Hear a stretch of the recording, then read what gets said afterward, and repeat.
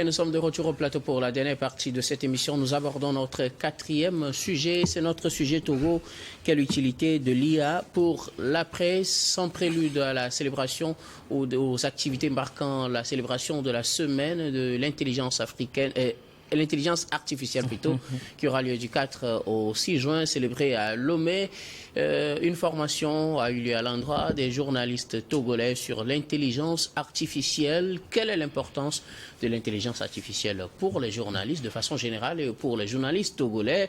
Et c'est vrai, l'intelligence artificielle, on en rencontre partout, ou du moins on en parle dans tous les coins.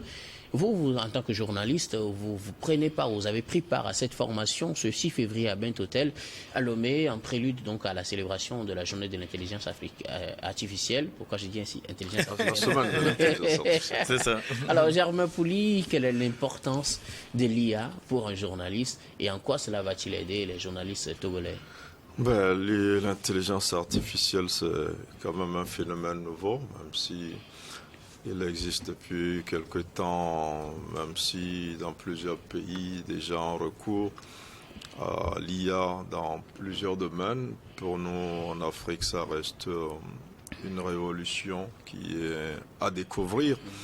Et c'est pour cela d'ailleurs que nous, au niveau du Conseil national des patrons de presse, nous avons sollicité le Conseil international de l'intelligence artificielle, CONIA, dont le président, heureusement, est un Togolais, le docteur Maurice Malik Mozo, que je salue au passage, dont nous avons sollicité CONIA, qui organise donc la semaine de l'intelligence artificielle du 4 au 8 juin prochain, de nous offrir une petite immersion dans l'IA afin qu'on comprenne mieux le concept avant donc la tenue de ce grand événement qui aura lieu dans la capitale togolaise. Et donc le Conseil international de l'intelligence artificielle a accepté offrir cette formation à 100 journalistes. Ça a été fait en 3 vagues sur le campus de l'agence universitaire francophone à Lomé, et puis la dernière formation dont vous parlez, qui a eu lieu à l'hôtel, à Bent-Hôtel à Lomé. Donc c'est 3 groupes de 35, 35 et 30 journalistes, ce qui fait 100 journalistes togolais, issus de toutes les régions du pays, qui soient du privé, du public, et qui ont été initiés pour mieux découvrir l'intelligence artificielle et voir comment utiliser l'intelligence artificielle pour mieux travailler, pour nous développer, donc au niveau de la presse. C'est une innovation qu'on a su nous expliquer en des termes assez simples. Là, je profite pour saluer l'un des grands experts de l'intelligence artificielle, l'expert français Jérôme Ribeiro, qui a été le formateur donc sur toutes ces 3 étapes-là, qui a su nous traduire l'IA en des termes assez accessibles. Et en termes, c'est quoi? Il vous dit comme ça, c'est comme la voiture aujourd'hui. Il y a quelques années, les gens utilisaient les chevaux, les charrettes, et quand la voiture est venue, beaucoup étaient opposés, estimant que c'était trop compliqué et tout ça. Et il nous dit, il suffisait simplement d'avoir le permis de conduire, savoir utiliser une voiture. Et aujourd'hui, l'IA est incontournable dans tous les domaines d'activité. Et nous, en tant que journalistes, ça nous intéressait donc de voir comment ce qu'était d'abord l'intelligence artificielle et comment elle peut nous être utile donc au niveau de la presse. Et ce qui a été fait, donc 100 journalistes togolais ont pu être formés.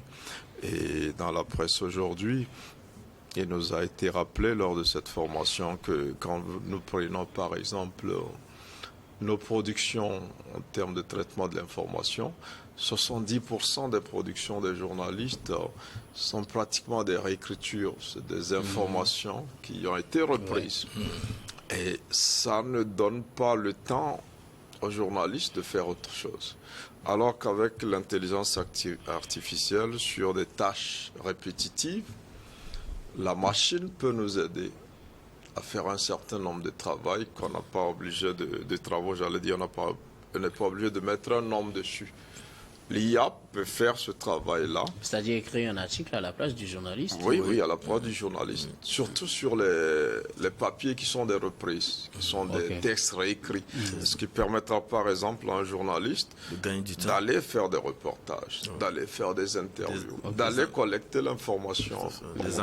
Donc pour les articles dont les éléments sont déjà là, sur Internet par exemple, on a des infos sur tel, on veut écrire un article par exemple sur Germain Pouliot, on a toutes les informations, on donne les informations, et l'IA nous rédige... l'IA, mais il suffit même de donner des données clés, et vous avez l'article. Vous avez l'article, il y a des outils, et même, heureusement pour nous, parce que lors de la semaine de l'intelligence artificielle qui aura lieu donc en juin prochain, un partenariat sera scellé donc, entre CONIA et la presse togolaise qui sera représentée donc, par le CONAP, mais c'est toute la presse togolaise qui va bénéficier de certains outils qui va faciliter donc leur travail. Et donc c'est un peu comme on dit, l'IA c'est l'ère du travailleur augmenté, comme le disent les experts de CONIA.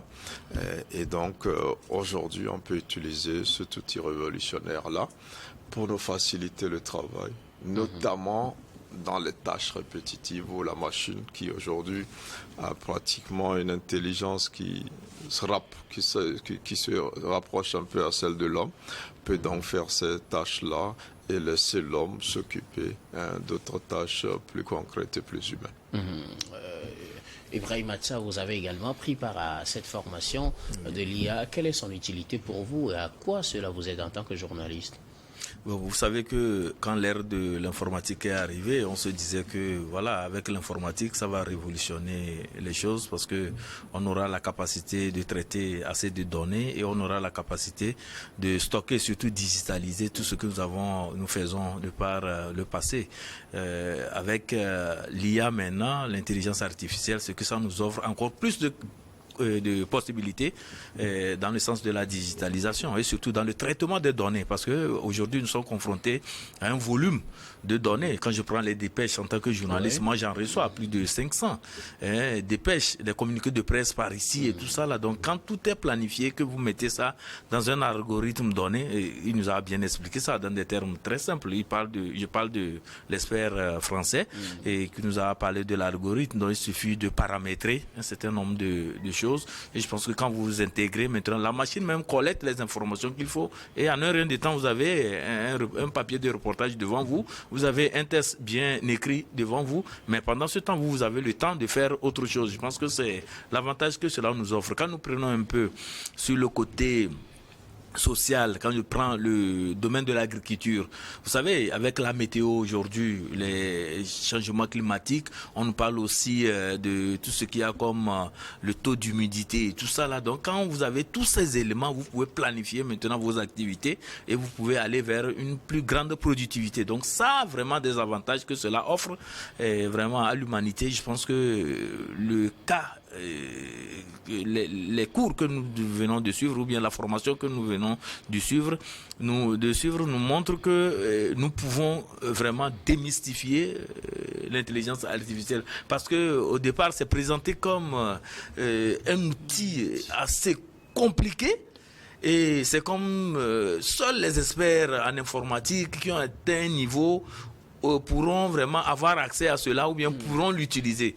Mais maintenant, avec les explications qu'on nous a données, on voit que c'est vraiment accessible. Nous pouvons vraiment tirer un meilleur profit vraiment de cet outil informatique. Mais je voulais aussi préciser quelque chose parce que il y a des inquiétudes qui sont soulevées par rapport à l'intelligence artificielle, mais selon les experts, et selon l'expert aussi qui nous a formés, on nous a fait cas d'une législation qui va entourer l'utilisation de l'intelligence artificielle. Vous parlez de la question éthique. De la question éthique, bien évidemment. Donc, il y aura vraiment le volet éthique et un certain cadre juridique qui va entourer cela et comment amener les hommes à une utilisation responsable vraiment de cet outil. Parce que c'est comme le couteau. Je peux utiliser, il a bien donné l'exemple, c'est comme le couteau. Tu tiens le couteau, avec le couteau, tu peux poignarder un homme. Avec le couteau, tu peux aussi t'en servir pour une utilité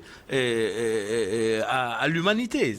C'est-à-dire que vous pouvez trancher l'oignon avec ça, faire un mets pour les gens. Vous pouvez l'utiliser aussi pour écarter un danger. Vous pouvez utiliser ça aussi pour polir une surface ou bien faire. En tout cas, il y a beaucoup d'utilisation du couteau, vous savez. Et on peut aussi l'utiliser dans un cas pervers. Mais ça, je pense que quand tout est codifié, vous n'allez pas aller vers là. Nous sommes doués de bon sens. Nous allons l'utiliser en bon escient. Je pense que ça pourra contribuer à révolutionner beaucoup de choses dans le monde, que ce soit dans l'agriculture, que ce soit au niveau des législations, que ce soit au niveau même de la cohésion sociale. Quand l'utilisation est rationnelle, ça ne fait que consolider les liens au niveau de la société. Alors, Dieudonné Sewonou, l'intelligence artificielle au service des journalistes togolais. Quel est votre regard, vous, en tant que journaliste, sur cette nouvelle solution qu'on apporte au monde de la presse au Togo? Non mais docteur, l'IA, l'intelligence artificielle, comme son nom le dit, intelligence artificielle, c'est bien un domaine de l'informatique, d'ailleurs qui vise à créer un système capable d'effectuer des tâches normalement dédiées à l'intelligence humaine. Et comme les uns les autres l'ont dit, cela permet aujourd'hui à ce que le monde soit beaucoup plus vivable et accessible à tout le monde. Cela permet aujourd'hui à ce que le travail du journaliste ne soit plus un casse-tête comme cela était le cas il y a plus de 100 ans. Ça va causer moins de stress. Moins de stress, voilà, et gain en temps. D'accord, et gain en temps. Le journaliste peut faire plusieurs choses à la fois en une seule journée avec l'IA. Pour moi, mes petites expériences que j'ai réalisées avec ChatGPT, je comprends qu'il y a beaucoup de choses qu'on acquiert là, mais ça encore, cela ne bannit pas l'intelligence humaine. Parce qu'à ce niveau, il y a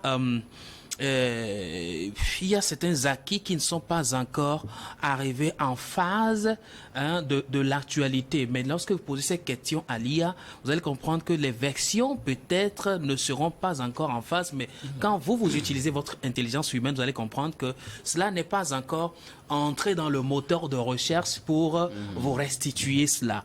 Donc cela ne peut pas supplanter en réalité l'intelligence humaine, mais cela aide en majeure partie l'intelligence humaine à faire des exploits en termes de l'utilisation de l'intellect. Donc la presse togolaise a beaucoup à gagner, pourquoi pas, la presse en général a beaucoup à gagner dans l'utilisation de l'intelligence artificielle. Vous voyez, dans le monde et aussi la presse en général, beaucoup ont été déjà en avant sur nous en utilisant ce moteur, en utilisant cet outil, sauf que nous ne le savions pas et nous les prenions comme des extraterrestres.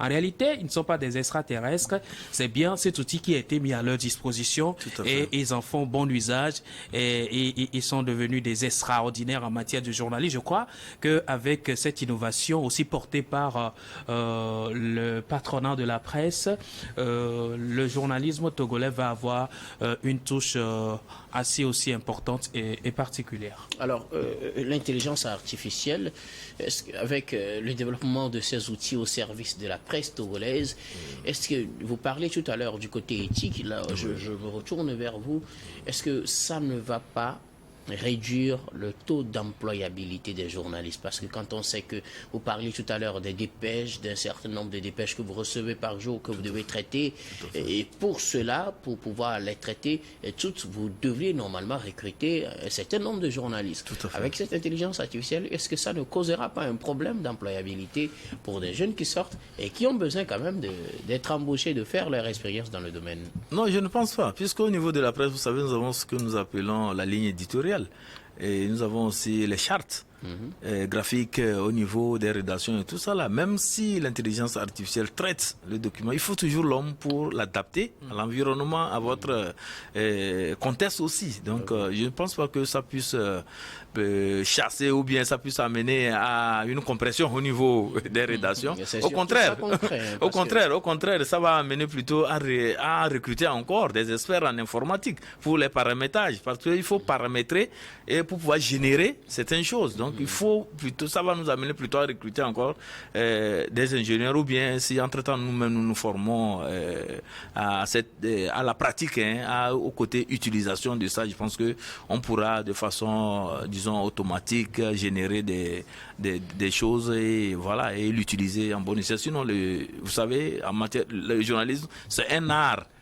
Et quand il faut écrire un article, même si c'est la machine qui fait ça, il faut vraiment apporter votre touche. Je pense que ça ne compromet pas dangereusement l'employabilité au niveau de la presse. Plutôt, ça nous donne des aptitudes à améliorer la production et surtout à aller vers la qualité. Germain Pouli, l'une des clés du journalisme, du bon journalisme, c'est la vérification des informations, le recoupement des informations, comme on le dit dans notre jargon. Est-ce que ces applications pourront faire ce travail-là? Parce que des fois, il ne suffit pas juste de dire parce que c'est sorti sur le net, parce que j'ai lu sur tel site, il faut replacer, il faut replaquer, mais il faut vérifier les informations. Est-ce que l'IA, telle qu'elle est présentée aujourd'hui, pourra aider les journalistes togolais dans des contextes difficiles à pouvoir vérifier les informations avant de les publier? Oui, c'est d'ailleurs l'un des aspects qui nous intéresse dans ce partenariat qu'on veut mettre en place avec le Conseil international de l'intelligence artificielle, parce qu'ils ont constaté que la presse togolaise aussi a un problème de vérification des informations.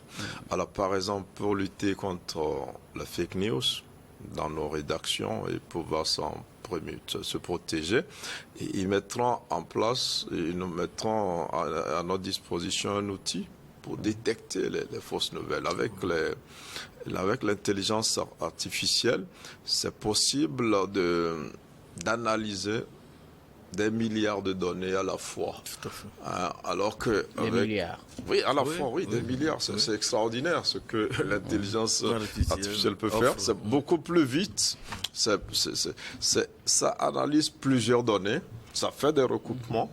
Et ça vous donne des résultats dans un bref délai. Et ça vous permet d'analyser toutes les informations que vous avez.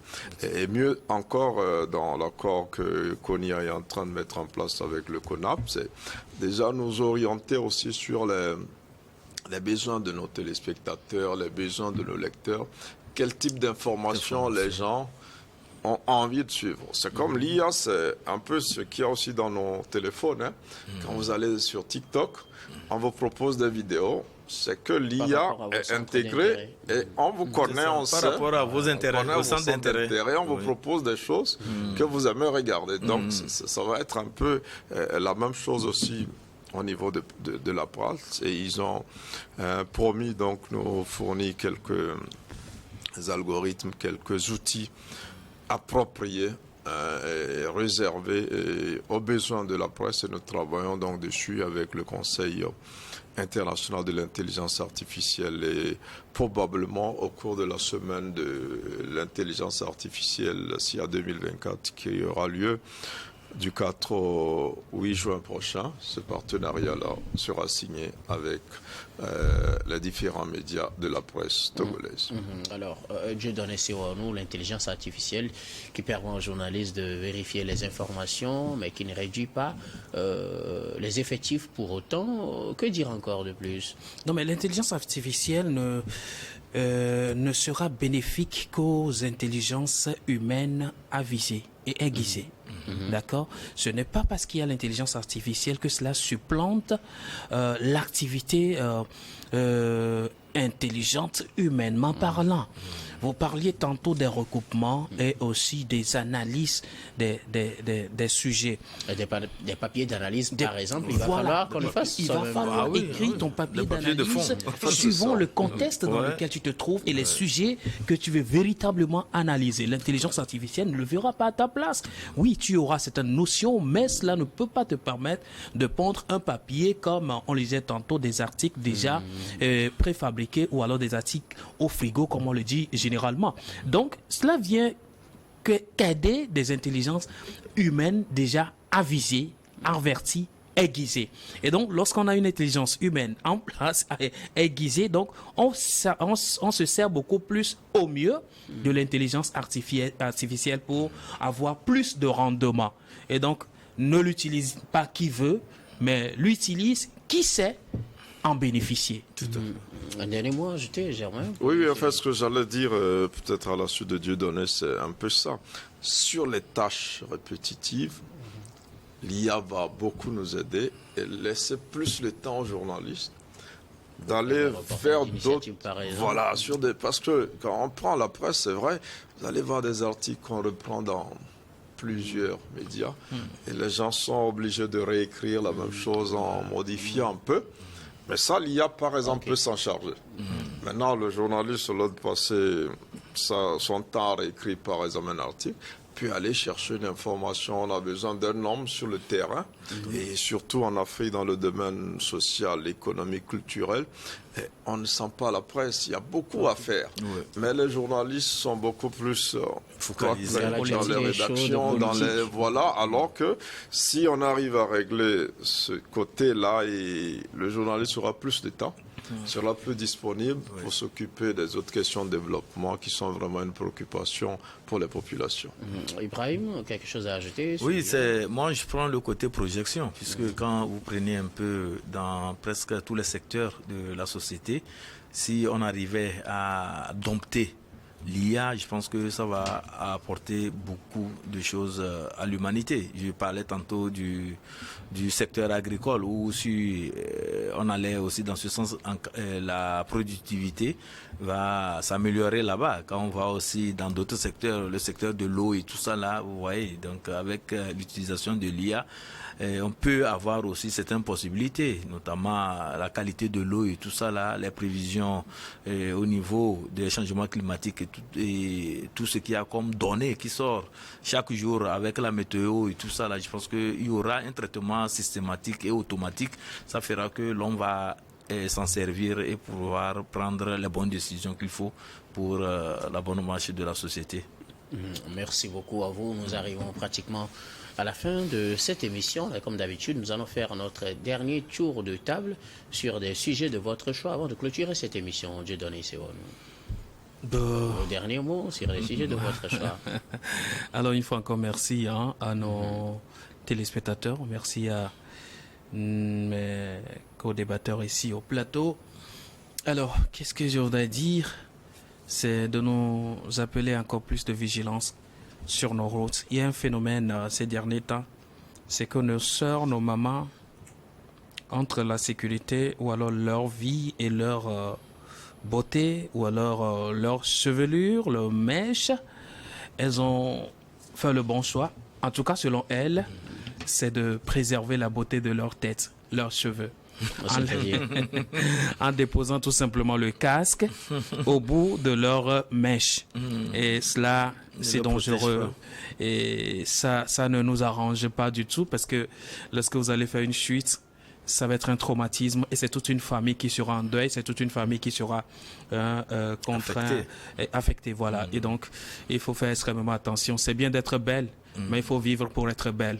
Ça, et le choix de porter les casques, c'est un choix très vital et il ne faut pas badiner avec cela. Vous ne les portez pas pour les policiers, ni pour qui que ce soit, mais c'est d'abord pour vous et pour votre famille. Votre vie en dépend. Et aussi réduire la vitesse sur nos routes. On ne le cessera de le dire. Les vitesses. Moins vous allez plus vite, plus de chances vous avez de survivre lorsque vous faites une fausse manœuvre ou alors vous faites une chute. Mais si violemment vous abordez la route, eh bien le choc sera terrible et fatal et cela n'arrange personne. Attention sur nos routes. Revenons toujours en vie lorsque nous sortons. Merci beaucoup à vous, Dieudonné Sewonou. Vous êtes journaliste et directeur général d'Elios Service. Merci d'avoir répondu à notre invitation. Merci docteur. Germain Pouli, vos mots de fin. Mais mon mot de fin, moi je pense ce soit particulièrement aux producteurs togolais, à ces pionniers-là qui sont sur la fabrication des Made in Togo dans tous les domaines, que ce soit dans l'agroalimentaire, que ce soit dans l'artisanat et dans d'autres domaines, c'est d'inviter les Togolais et les Africains à consommer pour donner plus de moyens donc à cette génération d'entrepreneurs de ne pas mourir face à la grande concurrence, qu'elle soit occidentale, asiatique et autres. pour que l'Afrique aussi se relève. Ce n'est pas politiquement seul que l'Afrique doit se relever, mais c'est économiquement et sur ses capacités à produire des biens qu'on consomme, des biens et services qu'on consomme, et à consommer aussi des biens et services que nous produisons. Merci beaucoup à vous, Germain Pouli, journaliste, directeur de publication de Togo Réveil. Merci d'avoir répondu à notre invitation. C'est nous qui vous remercions. Ibrahim Acha, nous allons terminer avec vous. Ah oui, je vais aborder dans le même sens que Germain pour parler des changements climatiques et leurs effets. Donc, en matière de sécurité alimentaire, cela pose de sérieux problèmes. Donc, il va falloir réfléchir sur des mécanismes, disons, innovants qui puissent amener le paysan ou bien l'agriculteur togolais à produire beaucoup et surtout à avoir, comme nous le disons, la rentabilité. Parce que quand il n'y a pas de mécanisme pour la maîtrise de l'eau, il va de soi que l'agriculture ne puisse pas prospérer, ne puisse pas nourrir son homme. Parce que quand nous parlons de la maîtrise de l'eau, nous parlons en même temps d'une agriculture qui puisse nous nourrir et surtout nous assurer la sécurité alimentaire. Donc les mécanismes doivent aller dans ce sens, dans la maîtrise de l'eau, et que notre agriculture ne soit pas une agriculture pluviale, c'est-à-dire quand il ne pleut pas, on ne peut pas pratiquer l'agriculture. Donc il faut aller dans ce sens et encourager le gouvernement à multiplier les efforts là qui sont faits sur le terrain en matière d'agropole, en matière de construction des bassins de rétention d'eau pour pouvoir aller vers une agriculture irriguée. Merci beaucoup à vous, Ibrahim Acha. Vous êtes journaliste également, directeur de publication du journal Temps Nouveau. Merci d'avoir répondu à notre invitation. C'est moi qui vous remercie, ça fait un plaisir. Merci également à vous, très chers téléspectateurs, de nous avoir suivis. C'est la fin de ce numéro de Regard Croisé de ce programme du soir. Merci de l'avoir suivi. Merci à toutes les équipes qui nous ont accompagnés. Merci à Clesson Pinyang à la réalisation, à Prudence Makoui, Gaston Afanou et Solange Gueli à la diffusion. Merci également à Fofogolo à la caméra. Grand merci à vous tous de votre fidélité au programme du soir. C'est New World. Je vous retrouve demain avec le même plaisir pour un autre numéro.